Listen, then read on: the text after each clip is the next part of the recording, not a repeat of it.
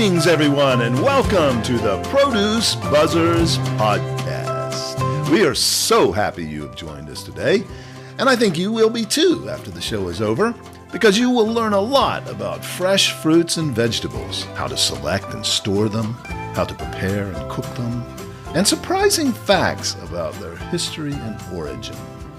We hope it inspires you to eat more fresh fruits and vegetables, not only for your health, but also for your delight and pleasure as you explore their amazing world of taste and delicious flavors. Eating more of them will transform your life in so many positive ways. So settle back, relax, and get ready for another delicious adventure with the Produce Buzzers. Greetings and welcome to another delicious episode of the Produce Buzzers podcast. I'm Edwin Stepp, your host and executive editor of producebuzz.com. I'm joined today once again by Teresa Nolan, the president and founder of Produce Buzz, along with Rick Stepp, a contributing editor to Produce Buzz. Now, Produce Buzzers podcast fans, we're going to be talking about your favorite vegetable today. I'm sure most people out there, it's top of the list or near the top of the list. When most people think about iconic American produce, it's hard not to think about potatoes. From crispy fries and creamy mashed potatoes to hearty baked spuds and potato salads at backyard cookouts, potatoes are one of the most versatile and beloved foods on the planet. But behind every great potato is a story of farmers, soil, science, and a whole lot of hard work. Today on the Produce Buzzers podcast, we're digging into the world of potatoes with Dana Rady of the Wisconsin Potato and Vegetable Growers Association. Wisconsin is one of the premier potato growing regions in the United States, producing high-quality potatoes thanks to its unique sandy soils, abundant water resources, and generations of farming expertise.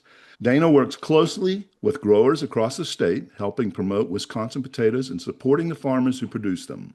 In this episode, we'll explore what makes Wisconsin such an ideal place to grow potatoes, how growers are using technology and sustainability practices to improve production, and why potatoes continue to be one of the most exciting and misunderstood crops in the produce aisle. So whether you like them mashed, roasted, fried, or baked, grab your fork and join us as we dig into the fascinating world of Wisconsin potatoes. Dana, thanks for joining us. Thanks, Edwin. My goodness, you covered just about everything in that intro. Nicely done. Well, we like to give a hearty welcome to our guests, and I try to make it somewhat interesting, but thanks for appreciating that.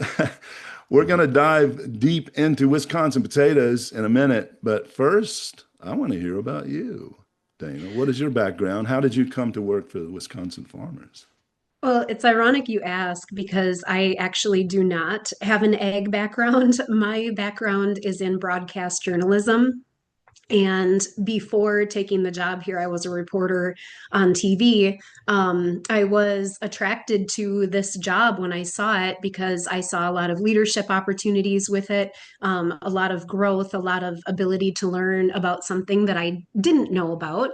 And so I thought, I'm just going to go out on a whim. I was kind of in a little bit of a crossroads at that time in my life. And I thought, I'm just going to go ahead and go for it, And so here I am. I have been very privileged to learn a lot over the last 14, 15 years on staff here at WPVGA. Baptism by fire is the best way to explain it. I think one of the values of hiring, and I've over the years, I've run into a lot of people actually in this industry that did not come from an ag background.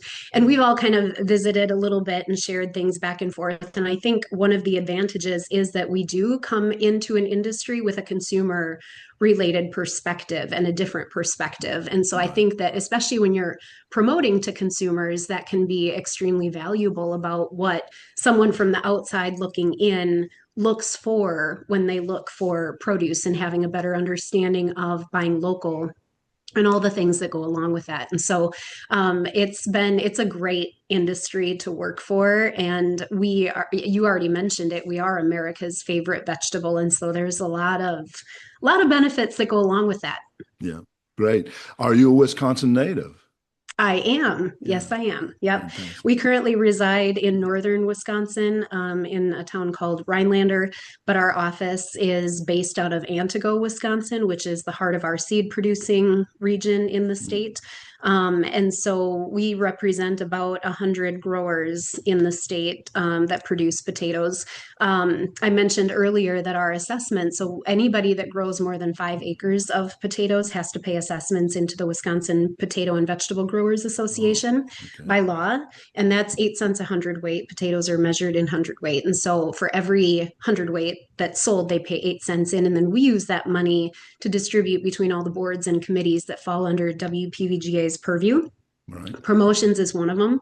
And so we represent the entire state and really focus on a very high level perspective on nutrition and versatility of potatoes and the importance of buying local and multi-generational family farms and their stories and what they're doing on sustainability and how you look for Wisconsin potatoes and all the things. So I'm blessed to be in this state. It's a beautiful state. If you've never been, it's a great state. We have a lot of benefits here, especially in terms of agriculture, and it's an extremely important contributor on an economic level, especially with ag. Yeah. I've been there. It's been quite a few years now since I've been there, but I also worked with Ocean Spray. Teresa's husband hired me to do some sales, and so I got to visit the cranberry bogs all over there. Where was their head? Where are they based? It started with a B, Rick. What's the name of it? You mean for the, For in Wisconsin, the cranberries. I know Stevens Point was a place we would stay, but there was Babcock. oh, okay. Mhm. Yeah, Babcock. sure. I remember going and visiting their facilities there, but Don't Mhm. blink when you drive through there. yeah, There isn't that's much. exactly right. Well, that's why I mentioned Stevens Point because we had to stay in Stevens Point, which I always thought that that show, that 70s show, was probably Yeah. was based on Stevens Point because didn't it have the town had a point in the name Point in it or something? I can't remember now. Yeah, Wisconsin. Yeah, they Yeah, mention they yeah, mention Wisconsin quite a bit. right. So, anyway, enough about me and us at the cranberry side, but I have it is a beautiful state, no question. Teresa, I thought Teresa was going to lean in and say something, but No, it is gorgeous. It was a wonderful place to live with wonderful people too. yeah. Just don't come when it's 30 below. Uh-huh. Fortunately, I didn't have to do that, but it was cold. And I think we always go in the fall because that's when the cranberries were being harvested. Yeah. But Yeah. I can't even get them to come to Duluth when it's 30 below. it's probably worse in Duluth, isn't it? Anyway, okay. So for people, listeners who may not realize it, Wisconsin's a powerhouse in potato production. Well, first of all, how do they rank as far as states and the amount? And then can you give us a quick overview of the potato industry there? Yeah, so Wisconsin is actually third in the nation Mm. for potato production. A lot of people don't realize that. They hear Wisconsin and they think about dairy and they think about cheese and and beer, of course. Can't forget the beer or the potato vodka, right? Like we All have all the right. things here. Yeah. But they don't think about potatoes. But Wisconsin does play a significant role in the potato industry. We are third, like I said, behind Idaho is number one, and Washington State is number Oh, two. really? Yeah. Wisconsin, on average, produces 63,000 acres of potatoes every Mm. year. Wow. Every year. So while we're third in the nation, we're actually number one east of the Mississippi. So east of the Ah, Mississippi, we are the largest potato producing state, which a lot of people don't realize either.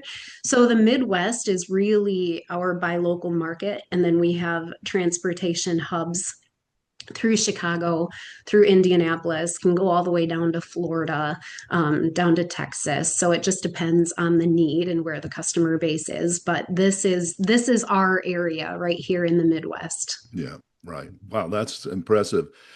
I know California grows a lot. I would have thought they were number two. I didn't realize Washington was number two, but that's Yep. interesting. But it makes Washington sense State because is they're number right two. next to Idaho. I'm sure it's the same kind of same growing conditions and Mhm. all of that. So yeah, that's good.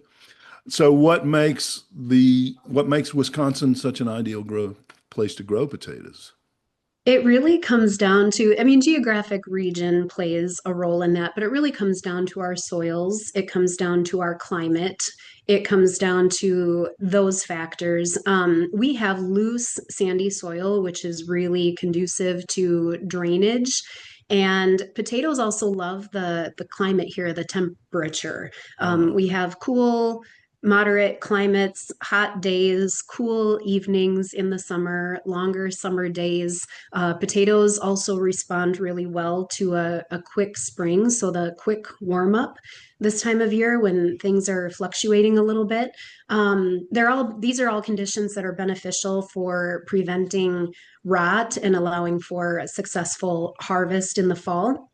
We also sit, and this is probably one of the most significant benefits that Wisconsin has, is we sit on a really good supply of groundwater here. So with our winters and the melt and the recharge and the aquifers that Wisconsin sits on, that allows our growers to irrigate when they need to irrigate, how often they need to irrigate, depending on the time of year. I know other states will experience like water conditioning, or not conditioning, but other states are dealing with water control. Their governments are, out west and things like that. They don't have that abundance of water. And so they're saying, well, you can only use so much. Well, we don't have that problem here. And so our growers are really blessed from that standpoint. Antigo actually is where our office is located because it's the seed growing area, but also I don't know if you know, we have a state soil. It's called Antigo silt loam. No, And it's in tell us. Antigo area. And so I like to point that out because that's really conducive to potato production. We also have in the southeastern part of the state, we have really good muck soil, which is that dark black organic soil that's really good for especially red potato production. Really thick, really full of nutrients. And so between all the different soil types, between the sandy soils, between the climate, between the water, the ground aquifer that we have, I mean, you really can't go wrong here. Yeah, well, that's interesting. Go back to this Indigo silt loam. Is that what you said? Antigo silt loam is our state soil. Yep. Okay, that's the state soil. Interesting. Yep. That's interesting. I wonder if I'm in North Carolina right now. I wonder if we have a state soil. Probably not. I'm sure you do if you dig Really? you dig deep enough. Dig But deep. yeah, it puts Antigo on the map in so many different ways. I know we have a state bird, a state flower, a state song. I'm gonna have to look for the state soil. That'll be good to know. Sweet potato soil for sure. Oh, that's There true. you We grow a go. lot of sweet potatoes. Do you grow sweet potatoes up there? Very, very small amount. Yeah. Very small amount. Those potatoes, as you well know, really like the extreme hot temperatures, and Oh, that's right. Yeah. on a 30-degree below day, we don't have that here in Wisconsin. So y'all can keep the sweet potatoes. We'll focus on the conventional. Yeah. But You we even said do, it the right way. You said y'all. y'all. Very I lived in good, Texas Dana. for a time, so I have to take that opportunity when I have it. Yeah. Okay. Yeah. You're proud of me for that one, aren't you? Yeah. Oh, yeah. I was like, wow. Like she said, y'all, with a little bit of a Wisconsin accent, but it still was genuine. So I like that. If I start saying fixin' to during this podcast, then you know that I've really converted. Very good. Now I interrupted you. You were going somewhere, and before I interrupted with the y'all comment. I don't know if you remember where you were headed, but You were asking about the Antigo silt loam Yeah, soil, right. and it's a sandy soil. It's got good drainage. It's just very conducive to seed potato production, and so a lot of basically all of our seed comes from the Antigo area in Langlade County, which is where our office is headquartered. We have when seed is produced in Antigo, we also have some farms up north in northern Wisconsin where I reside. We also have a farm in western Wisconsin over in the Eau Claire area, like Rice Lake. Majority of our farms, however, are in the central sands, which is where fresh, processed, and chip potatoes are produced. So when I say the central sands, I'm talking about Stevens Point, Plover area, Washera County, Adams County, and a little bit farther south. We have some farms in Grand Marsh, Oxford. We also go as far south as Friesland. We have a big farm down in Friesland that is a member of our association. And so really, when you look at the entire industry as a whole, it is truly I mean, it's a big It industry, is. from Yeah. seed potato production to fresh to processed to chip to, everything under the sun. And what our growers put on families' plates is truly incredible. Right. Well, we focus on fresh here, but that's very interesting to know that I figured if you're growing potatoes, you're going to be in the process side as well, Hmm. because it just makes sense because not everything can go to fresh market, I suppose. But Hmm.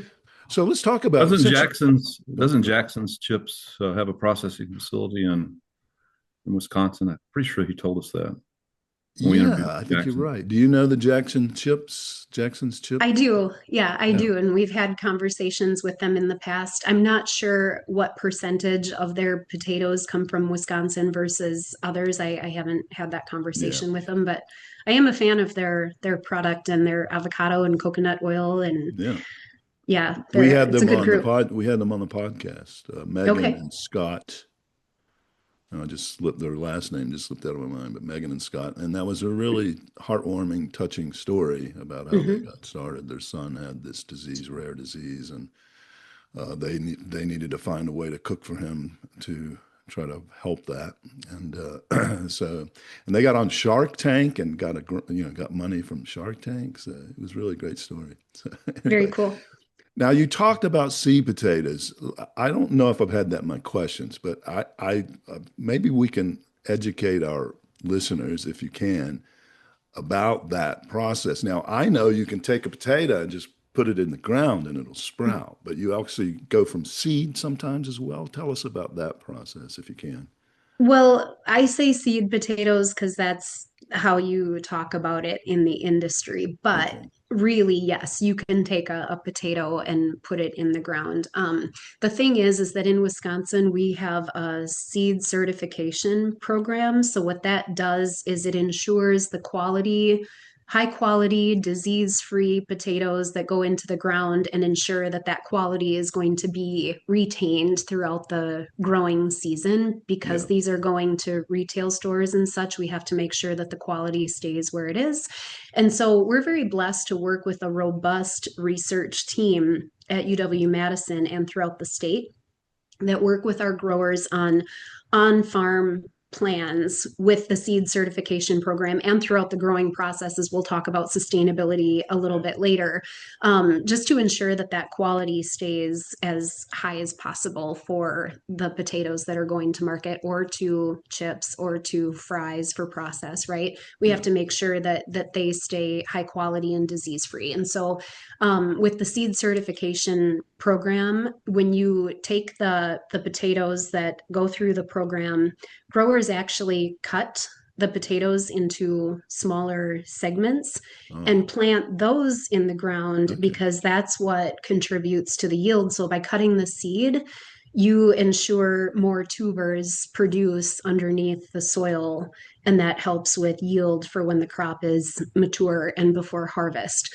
And so it's a very intricate, very interesting process that seed then has sprouts which go into the ground, and then above the ground you have the foliage, and then you even have a blossom. I don't know if you know that, but potatoes, when Yeah. they're growing, they have flowers. They're Right. incredibly beautiful in that time of year when you can see a potato field that has the canopy and the blossoms that are coming up. And different varieties of potatoes actually have different colored flowers, so it's Oh, usually either white or like a purplish right. color. Very, very pretty. And so then right before harvest, usually about 3 weeks before harvest, when growers are ready to harvest, they'll kill the vines and they'll kill the foliage and then harvest the potatoes. And in that 3 week time between killing the vines before harvest, that's when you have the bulking of the potato on a higher level. And that's when you also get the skin set. So when I say skin set, if you take a potato and you rub it and the skin doesn't rub off, the skin isn't set. So when you have the skin set, you can take a potato, especially reds have a very fine skin. Yeah. So if their skin isn't set, you can take a potato and just gently rub it like this, and the skin will scratch off. When the skin is set, it doesn't do that. And so that 3 week time period, roughly, before harvest is what helps that along. Right. You use the term bulking. I assume that means they get bigger. Yeah. Is that what it is? Yeah. Okay. Just wanted Yep. to clarify that. So, well, that's really so. Back to the seed thing. Do potatoes actually produce seeds, or can you only grow? I mean, the flowers. Do the flowers have seeds? They must have seeds in the flower. No. No, it's mainly we have seed growers that just specialize. So the crop that they grew last year Yeah. is the crop that growers will Right. plant Right. I this year. understand that you're talking about when you say seed potatoes, you're actually talking about the potato, not The some actual sort of potato, seed yeah. like another fruit would have. But I was just going to clarify Correct. that because I wasn't, Yeah. as much as I've learned about produce, that was something I've never thought about. Does a potato actually produce a seed? And You could actually eat a seed potato as a fresh potato. There's yeah, nothing saying that you can't. It's right. just that when we have our seed growers that go through the certified seed certification program in Wisconsin, it guarantees that quality all the way through. Growers buy the seed, they cut the seed, they plant it, and then continue on through the process. So what seed growers are planting this year is what's going to be for next year's crop. Got it. Got it. You touched on some varieties a bit. Let's talk about the varieties that are grown there. What's the kind of the not percentage specifically breakdown, but what are the main varieties and kind of how do they rank? So I'm actually glad that you asked this question and intrigued about it at the same time. So potatoes are different from other produce like apples. I'll pick on apples for a minute. Apples nowadays are sold by variety. You can go to the store and you can find your Pink Lady, you can find your Honey Crisp, you can find your Gala, you can find your Red Delicious. Potatoes are not sold by variety, they're sold by type. So I've run into a lot of people who do recognize some main popular varieties of potatoes, but in general, when people go to the store, they're going to run into a russet, a red, a yellow, which can also be called gold, Right. or a specialty, or a petite, which is also a form of specialty potato. Right. Your varieties are actually your Burbank. Your russet is the type, Burbank is the variety. Okay. Russet is the type, Gold Rush is the variety. Those are both russets, right? For reds, you'll have a red Norland or a dark red Norland. Or for yellow, a popular one that a lot of people know of is a Yukon Gold potato. I'm actually going to throw a question back at you. Do you know do you know what characteristic qualifies a Yukon Gold potato as a true Yukon Gold potato? Well, I was under the impression that it is a trademark, isn't it? The Yukon is not a trademark. I'm not aware of that, but Yeah. the Yeah, characteristic, the if you go to the characteristic. No. store, do you know the characteristic? Um, Yellow? What's that? you said Yellow? yellow, but that's No. not it, is it? No, The way that you know you're truly looking at a Yukon Gold potato is if it has pink eyes. So you know the little oh, divots right. in the potato is where the eyes, when it sprouts, Interesting. when you have it stored in inadequate places and it sprouts, it gets eyes. Yeah. Those little segments in there, if it's pink right around it, you know it's a true Yukon Gold potato. A lot of people will go and say, oh, it's a yellow, so it's a Yukon Gold. That's not necessarily true. It could be another Interesting. variety of a yellow potato. But Yeah. anyways, those are all types. Purple is a form of specialty. You also have your fingerlings. You have your petite potatoes, which are the little itty bitty tiny ones that you can Yeah. get in the store that cook really fast. So yeah, I just want to mention that because Wisconsin actually produces the most varieties of any state, but when people go shopping, they don't necessarily I don't they know can't that. buy the potato based on variety. They buy the potato based on That is really interesting. All the years in the business, I did not know the difference between type and variety in potatoes, but wow, fascinating. That's interesting. Sometimes after a weekend, I have pink eyes. So could that be could that be a Yukon Gold on Monday morning? Well, you can try that argument next time and let me know how it works out for you. That's a new one for me. But yeah, I've had pink eye too, but I've never classified myself as having a Yukon Gold ailment. That But was a golf word. Okay, so back now to so you talked about the really small potatoes. Is that a different type or variety, or do they just harvest them earlier, or they grow to that size? How does that work? the growing season is a little very slightly different, not a significant difference. And it depends on the size that so I'll mention this Little Potato Company Yeah, I know. has a facility in DeForest, which is just outside of Madison, and they Okay, contract with Wisconsin growers. They right, have their own specific varieties that they work with growers on. But when you buy a package of their potatoes, you can get a medley, which is right. like a red, a white, and a yellow, or a red, a purple, so they've got the different color skin in their medley, but those are their specific varieties that they work with. And the growers actually need specialized harvest equipment to harvest those potatoes because they are so small.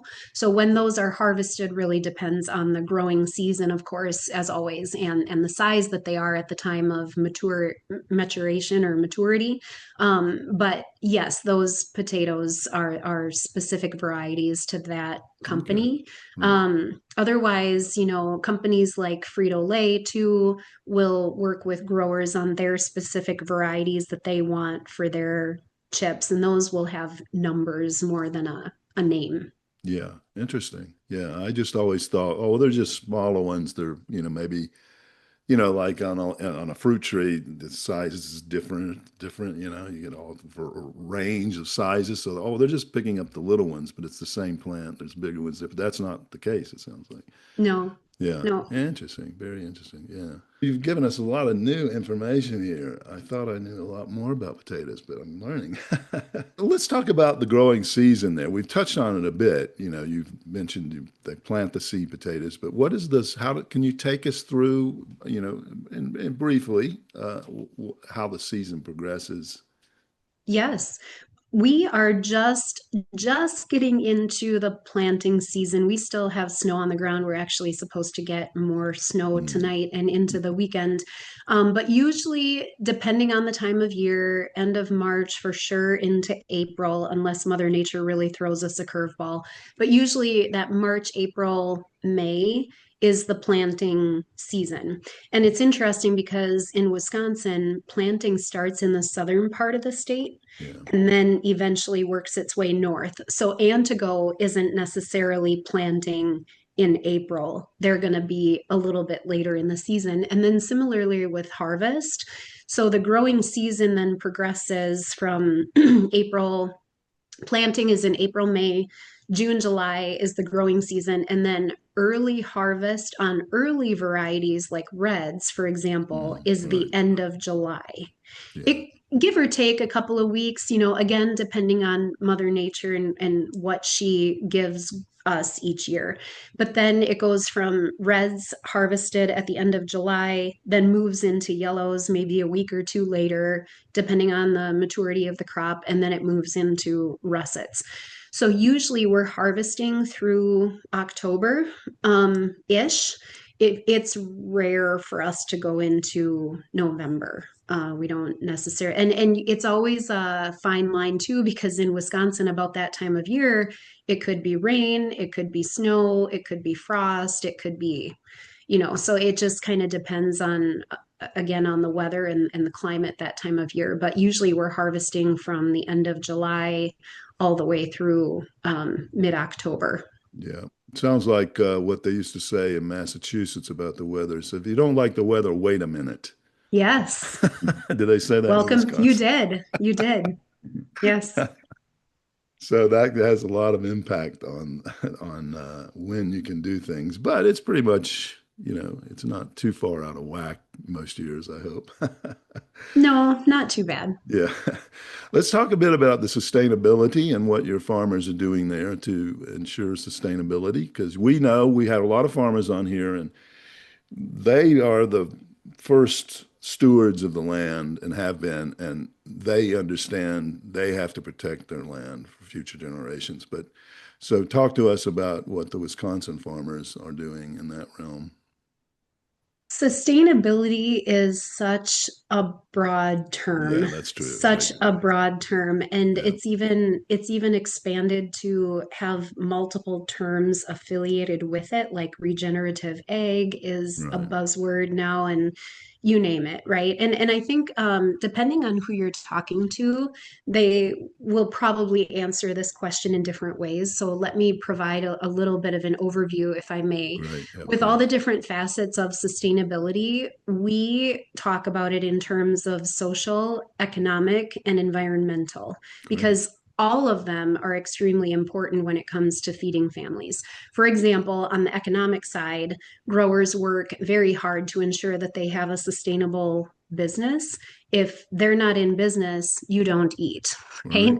Right. And then all of them are multi-generational family farms, Mm, first generation, second generation, fourth generation, fifth generation. And so they want to make sure that they're able to continue feeding families for generations and ensure that they can contribute to that. Along the social lines of sustainability, they also have to make sure that the people they employ can support their families at right. home, right? And that goes into the importance of buying local and the reason why we touch on that in an aspect of our promotion, so that their employees can earn a fair wage, support their families, and it's contributes to the bigger picture. And then environmentally, our growers are very sustainable in their practices. They care about Mother Nature. We have in Wisconsin what's called the Wisconsin Healthy Grown Program, which came to inception back in the mid 90s, mid to Wow. late 90s. And it basically was a Wisconsin initiative to work with ecologists, conservationists, researchers to ensure that growers were able to support native plants and animals, restore ecosystems, do prescribed burns on their land to Hmm. help native plants and animals. So it really goes beyond just potato production. It's not that every single acre that our growers have or own is devoted to potatoes. It's devoted to other crops, to the crop rotation, which contributes to the health of the soil. Right. It So the prescribed burn especially is extremely important in restoring that and breaking things down and then building them back up. And these ecologists and conservationists that Wisconsin growers work with play a significant role in that. So when I step back, having not grown up in ag, and look at the care and concern that is put into every aspect of sustainability for Wisconsin farms, I'm truly in awe. Because if they didn't do that, you'd see the quality of the crop deteriorate. You wouldn't see the businesses being fifth generation businesses. You wouldn't see people working for these farms and sticking around and enjoying what they do. And I think a lot of people, when you talk about jobs in ag too, think about, oh, well, what if I don't want to be in a tractor? Well, I work in ag and I'm not in a tractor. And so That's a good point. there's so much Yeah. variety and so many different things that you can do in ag to support Right. agriculture and feeding families. And it truly is fascinating. Yeah. Agriculture is, its tendrils go out a long ways for the economy and society in general. So Yes. that's a really good point that you make. We love the fact that there are these multi-generational families. Most of our guests that we've had on have been, they are part of these multi-generational farms. And I think a lot of people in America, we try to dispel this myth that that all agriculture is big ag, but even these brands that you see, the bigger brand names, while they are big companies, most of the people supplying them are small farmers and multi-generational farmers. So we love that story. So thanks for bringing that up. So, well, oh, Teresa, go ahead. Yeah, agriculture is the largest employer in the world. So that's a pretty Oh, interesting. interesting fact. Yeah, So, Yeah. that's not surprising in one way, but I never thought about it. So thanks for confirming that. Well, let's talk about potatoes in general here. They get a bad rap nutritionally. sometimes. And we know that's not true. We've talked about it here on the podcast.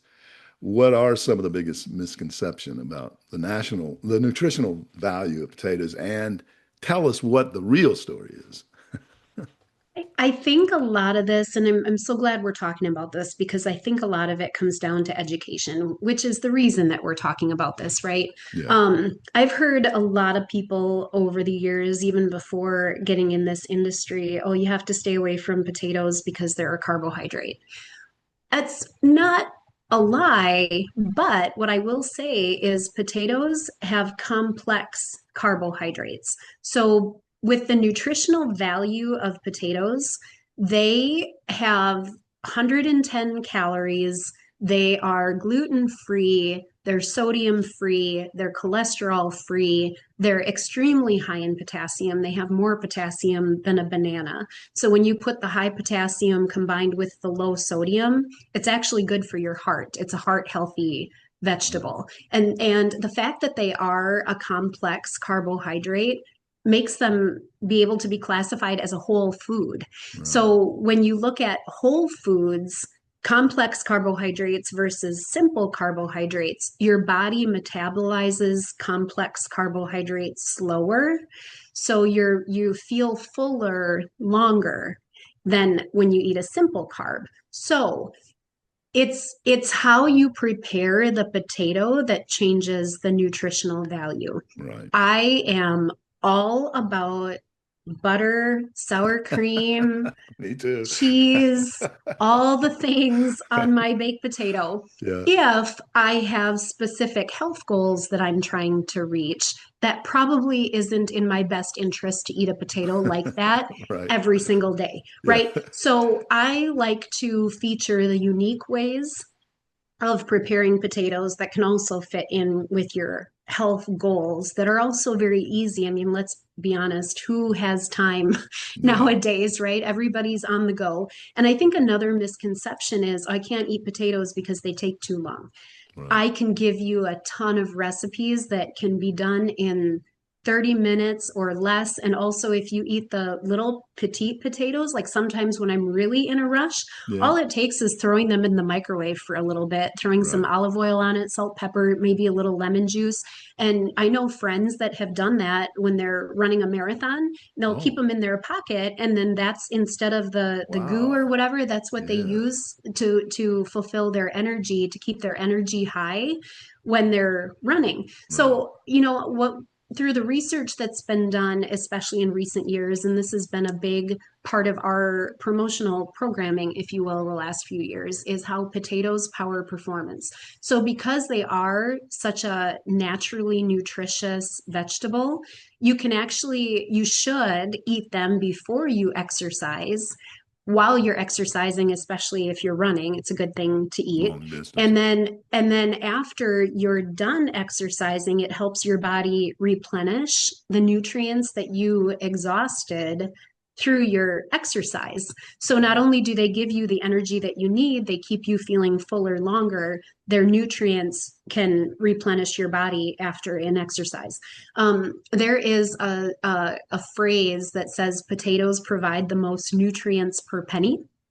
They are an extremely affordable vegetable. Right. They're produced in relatively short amount of time, which also contributes to the sustainability conversation that we had just a few minutes Yeah. ago. And they're just a really great vegetable. They're extremely versatile. They're delicious. You can prepare them in a number of different ways. And so it's so many things to feature about the potato that are valuable, and really no reason why people shouldn't have them in their kitchen, to be quite honest. Right. Well, you've answered a couple of other questions I had on my list. Mostly Sorry. No, that's great. No, it's good. That's good. It's good. It's all good. And, especially about kind of the idea that the meat and potatoes diet is boring. You've already said, look, there's a lot of different ways you can fix them. So let me ask you this. Uh, uh, do you have a website with recipes, suggestions, or anything like that? We do. We Okay, have tell us about that. eatwisconsinpotatoes.com. Everything is spelled out. We have recipes on there. I love to feature I love it when I'm talking to people about how to prepare potatoes and I say, here's a recipe that uses potatoes in a dessert. And they're like, wait, what? A A dessert. dessert? Yeah. And I said, yes, you should try it. Anything from brownies to parfaits to some of it involves chips, but a lot of it involves mashed potatoes. I've done a potato truffle Oh, smothered in chocolate. I've done biscotti, potato cookies. We can do salads. We can do a side dish. We can make potatoes center of the plate. Meat and potatoes diet to me is not a bad. It's not a bad thing at all, especially no. considering how Yeah. healthy potatoes are, and they provide 3 grams of plant-based protein per serving. I know plant-based Wow. protein is kind of a buzz nowadays too, Right. and the importance, especially if you are like on a vegetarian diet or you are Right. excluding meat, potatoes are really good. And if you have to stay away from gluten, oh Right. my goodness, potatoes are a perfect substitute. I've made a pizza crust with Oh, potatoes. I've substituted lasagna noodles with potatoes and made a potato lasagna. yeah. Well, that was Gnocchi. when you Gnocchi is mentioned. also made Oh, with yes, of potato course. flour. That's Yeah. yeah. That's an long time favorite. Now, so yeah. So that was one of my questions. Is when you started mentioning the potato cookies, I thought, can it replace the flour? And it sounds like it can. Or For used most. in conjunction. Right. Right. A lot of the recipes that you see with desserts will have, you could use mashed potatoes, fresh mashed potatoes, or if you have leftover potatoes, Yeah. or dehydrated potatoes, like a Right. half a cup of dehydrated potatoes, and potato flour, you bring up a good point too, is a big deal as well. Like, honestly, the possibilities are endless. Fantastic. Let's give that website again. Eatwisconsinpotatoes.com. Did I get that right? Yes. Okay, Yep. listeners, check it out. You're going to find some really unique and interesting and flavorful ways to use your potatoes, and they will not be boring. I guarantee you. Well, what's your favorite way to eat potatoes? You probably can't. That's probably like pick my favorite child, my favorite daughter or A son. little bit, a little bit. I- It depends on my mood, Yeah, honestly. yeah. There are There's too many times ways. when I'm ready for a dessert. I'm a mom of young kids, and so we're in the phase of life where we're constantly running on sports and weekends. So one night I did a mashed potato sundae. I made some beef in the slow cooker, put a gravy with it, made some gravy, and then I layered the mashed potatoes with the meat and some corn and some Mm. other vegetables in there. And I literally put it in a mason jar with Oh, a hey. lid and brought utensils. And my kids raved about it. They were like, "What's for dinner, Mom? You know, we're on the run," because we can't eat at restaurants all the time, right? Like, so, and Right. I like to make homemade meals. And so I pulled out the mason jar and they said, "Wow, this is so good." So yeah, it just depends. When I'm really in a bind and I can find them, I love fingerling potatoes. Yeah, Just they are good. roasted fingerling potatoes, the nutty, earthy flavor of the fingerlings, and the colors are beautiful. Right. That's the other thing. If you want to spice up your table, just get a bunch of different types of potatoes and you've got beautiful color in one dish. Yeah, that's amazing. And those purple potatoes are filled with the antioxidants, I imagine, Yeah, so are reds flavonoids. actually. Yeah, Yep. of course. Yeah. So the nutrition of potatoes doesn't actually change from potato to potato. It's Right. generally speaking very comparable across the board. Yeah. But like you mentioned, the potatoes with colors have higher antioxidants, and Yeah. so that's a good point to bring. But the purple potatoes are really beautiful too. Yeah, they are. I love them. Would you need to Back. keep the skins? You can't peel those and get the benefits, right? You Because still colors will are get nutrients, but the majority of the nutrients are in the skin. Yeah, you'll still get nutrients even if you peel the potatoes, but I like to leave them on when I can. You get more fiber in I the never skin. peel my potatoes ever. I love that skin, and it makes it look better. Even like if you make mashed potatoes with a russet, that brown skin mixed in gives it a little color and Mhm. So anyway, I even know some people that are peeling the potatoes, and then there might even be a recipe on our site for this where they're taking the potato peel and then they're making a separate snack out of it. So putting some oh, olive oil on that, salt, pepper, baking it, or I suppose if you want to fry it in a little bit of oil, and then getting that crispy, salty chip type yeah. texture out of the potato peel. So try that That's next time if you do okay. peel I your thought potatoes that, and you can although use the whole I thing. just, I just aversion to taking that peeler and no, don't peel it. Why go through all the trouble, right? Why go through all the trouble? Yeah, I don't peel hardly any fruits or vegetables anymore. I eat kiwi fruit with the skin on. I eat, Rick and I were talking about. He said he was in the airport recently and he saw a woman sitting next to him eating a navel orange, skin and all. Now that's a little too far for me. Just like an Really? apple. Oh And when my she left, goodness. I asked AI, do people eat an orange just like an apple with skin and all? And it said, most people don't. It said, but if they do, they get more nutrients because most of the nutrition in an orange is in the skin. Interesting. Just zest it. Yeah. Well, this has been fantastic. What else would you want our listeners to know about potatoes before we let you go and get back to doing your important work?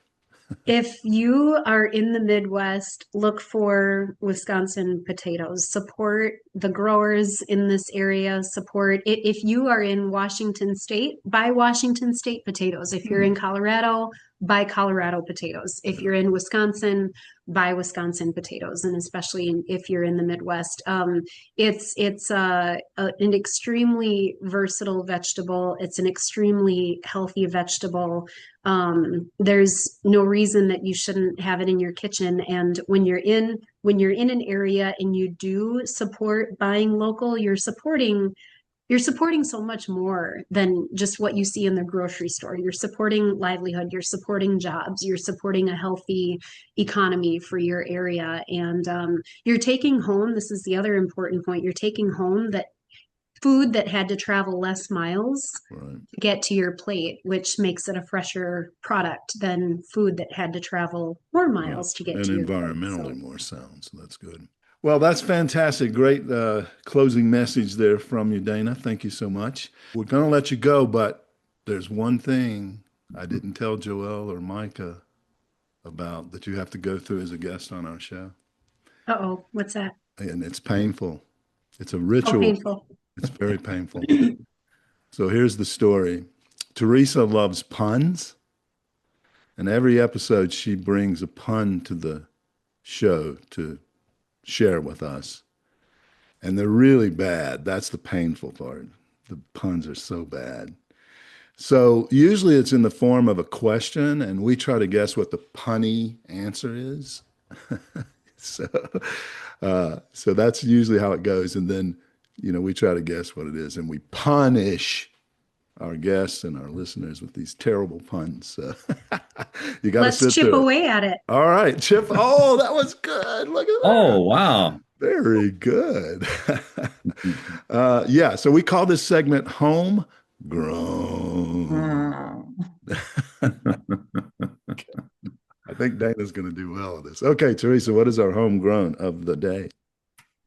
Well, Mr. and Mrs. Potato Head were having a rather heated discussion about Mr. Head's uh, emotional problems. And she finally said to him, "You need to see a therapist." And he said, "I don't really want to." And she said, "Yes, you've got to go see a therapist." And so he decided to go. And what condition do you think he told the therapist that he had when he showed up? Okay, so Mr. Potato Head, Mrs. Potato Head, they're having some difficulties. He's got some emotional problems. She wants him to see a therapist. And some sort of emotional issue. He goes to the therapist and I guess he's trying to self-diagnose here or something before the therapist goes through it. So he tells the therapist that his condition, what was his condition? Well, yeah, what condition did he seem to have when he talked to the Okay. therapist? Let's just All put it right. that way. All right. Well, let's see. Rick is usually really good at these. I'm terrible at guessing these. Rick. Well, let's let them have the guest first because they're our guests. They'll give me more time to think about it. Any ideas, Dana, what Mr. Potato Head's emotional condition might be? I would say that he could say he was feeling more couch potato-ish. Or, yeah. Oh, she's going to come up with even more. or I'm trying to think of multiple options here. So if I give you a bunch of them, maybe I'm closer at hitting the mark. Good. That this wasn't, maybe he had felt it for a long time and it wasn't his first harvest season. Or maybe he had friends in smashed places that was bringing his mood down. Or maybe he just didn't feel like his wife was in love with the spud. How am I doing? You're doing well. Our Pretty guests good. usually never Pretty good, have Dana. these great, quick answers. You're Rick, fast. did I take yours? No, I was going to say, okay, go ahead. the doctor said it's really, you have a problem with your eyes. That's a good one. Yeah, I thought it might be something to do with eyes, but I couldn't connect it to emotional thing. Yeah, I don't know. Okay, I give up. Teresa. Well, Rick was getting pretty close. He kind of had a chip on his shoulder because he felt like all eyes were on him and he was feeling paranoid. I told you it was painful, Dana. Sorry. That's good. That was pretty good. I am still gonna go. I still like the having friends in smashed places. Yeah, that's good. Still like that one. Yeah, he wasn't a smashing success. How about that? There you go. A smash hit. Okay. Yeah, Dana, I think yours is better too. All right. Well, I like thank you. mine to be really bad, so there. Yeah, that's the point of Teresa. That was good. That was good. Thank you so much. This has been a lot of fun, very educational. I was surprised how much I learned. I shouldn't have been, but it was great to have you. Well, I appreciated meeting all of you and all y'all and being able to have the conversation. It was a pleasure. Right. Well, thank you again. We will let you go this time. No more painful Sounds rituals. good. No worries. No, you guys were a pleasure. Thanks so much. And Thank I you. appreciate the camaraderie and the excitement that you brought into it. And you have a great voice, Edwin, by the way. Thank you so much. And I'm not even going to tell you you have a voice for radio. It's not. I have mean, a face for radio, Dana. I wouldn't Well, thank even you. say that you had a face for radio. You have a great projective voice that thank you so much. I did work that at my totally college radio station, so I've been told that. But that's really meaningful coming from you in broadcast journalism. So thank you so much for that. Of course. Great. Of course. Appreciate it. Thank you Sounds so much. good. Thank you, Make me Thanks a everyone. sound lot. good. Bye-bye. Nice Sorry. meeting you. Bye, you guys. Bye-bye. Bye. That's great. Well, thank you, listeners, for tuning in to the Produce Buzzers podcast, brought to you by Produce Buzz, the gathering place for lovers of fresh fruits and veggies. We hope you were entertained a bit and educated a lot about fresh produce. Be sure to join us next time, and please tell your friends to do so as well. Like, share, and comment on our Produce Buzz Facebook page, and check out our website at www.producebuzz.com. There you will find articles about fresh fruits and veggies, how to select, store, and prepare them, as well as lots of interesting facts about all the wonderful bounty the earth provides for us. Until next time, be fruitful and don't forget to veg out.